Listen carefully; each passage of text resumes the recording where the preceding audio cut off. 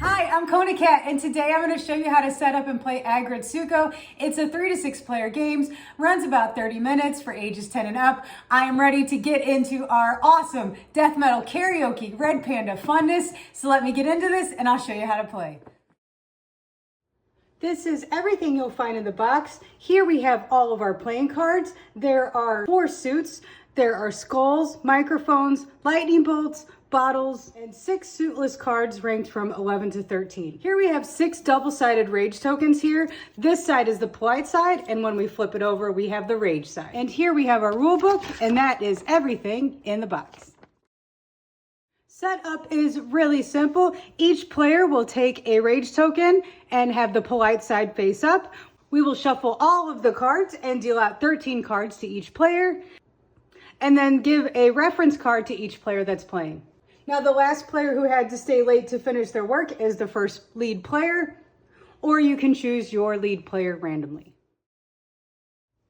Now, the overall gameplay is pretty simple as well. The game happens over 5 work days. A day is represented by one 13-card hand, which is played out over several rounds. Each day will end immediately for all players when any player plays their last card. To start a round, the lead player will make a play from their hand face up in the center of the table.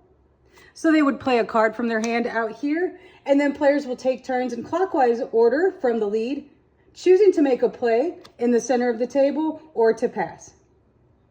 Each player will continue to take turns in the round until they pass. Once all but one player has passed, the round will end. Now, if a player wishes to play on their turn, they must beat the previous play with a higher ranked play that has the exact number of cards or play a rainbow bomb. Now, the plays are here. You can play a single card.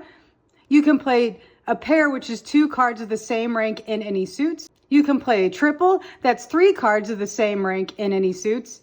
You can play 4 of a kind. That's 4 cards of the same rank in any suits. Or you can play a rainbow bomb, 4 cards, 1 in each suit in consecutive order. Let me show you an example of a pretty straightforward play between these 3 players. This player is going to play an 8 on their turn. Our second player is going to play a 9, which is higher than the 8 on their turn.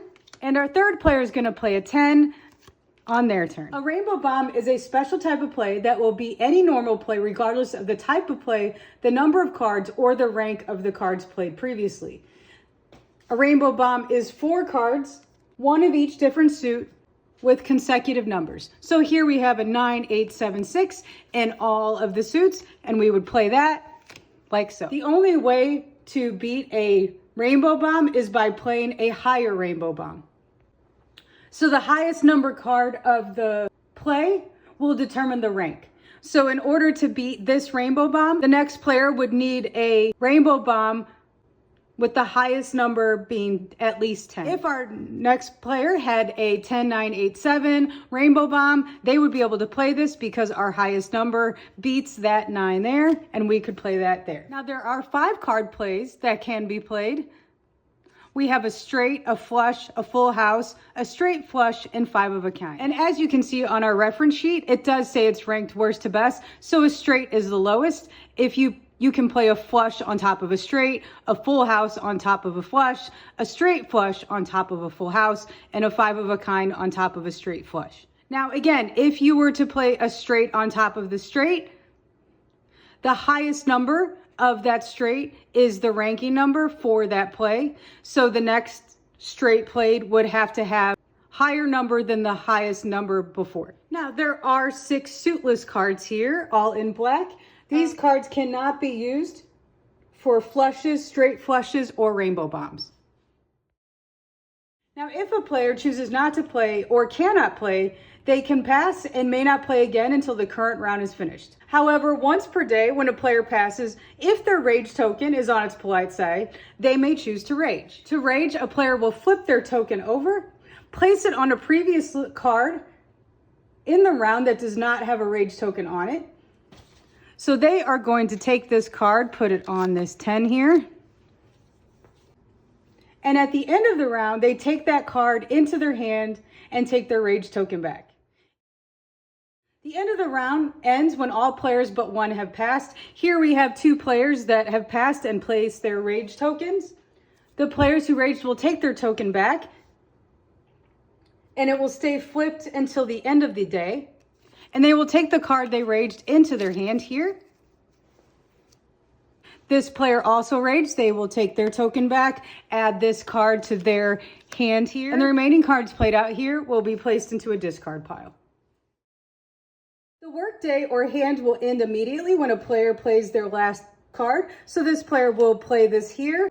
No further cards may be played, and each player will then score their hand. Now, each player that did not rage during the workday will have to discard one card from their hand. So player 2 here will have to discard a card here because they did not rage. Now each player will flip their rage token back to the polite side if they were used, and we will score the cards in their hand based on this chart here. If a player has 1 to 4 cards, each card in their hand counts as 1 point. If they have 5 to 8 cards, each card in their hand counts as 2 points. And if they have 9 to 13 cards, each card in their hand will count as 3 points.